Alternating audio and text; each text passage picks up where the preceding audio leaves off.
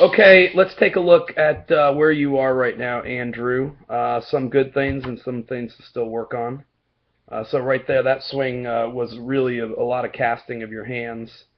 Let's just stop it right there. Let me just put a couple lines on here and show you that you do have this fade kind of going on where you're fading forward. We're trying to keep you off your front side with your weight. And when you fade forward, that becomes a little more difficult. So let me just forward this, and I'll show you. So see how much you've moved forward there? It's not the worst thing in the world, okay?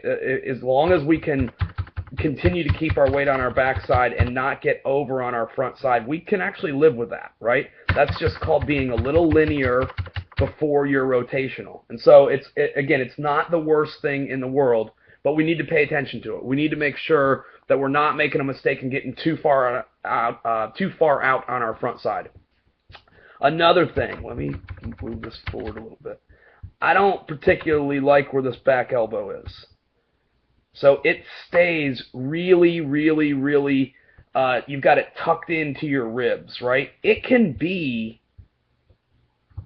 out here a little bit for a little bit more comfort. And what it does is, if you will put it out here, right? If you will put it out here, it will allow you to get your hands a little bit into your chest, right? So here's the number one thing you struggle with is because your hands start quite a bit away from your chest, they then cast too early. So the ball is right here, if you can't see it, okay?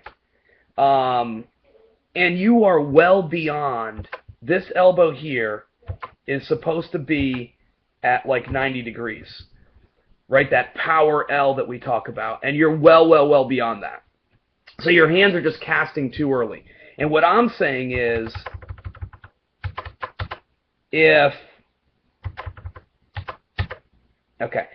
your back elbow was to this circle, right, it would allow you to bring your hands in a little bit closer to your chest, okay?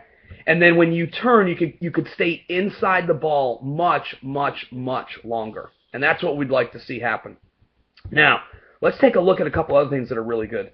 Look at where your hands are in relation to your back knee, right? So that's what we talk about. You're doing really good there. Another thing you're doing a really good job of is you're using that heel for timing, but you're not picking that foot up off the ground. So, significant progress here, right? So there's just a couple things that for you to work on. Maybe watch that fading forward a bit, and let's take a look at that back elbow and if that helps us to stay inside the ball.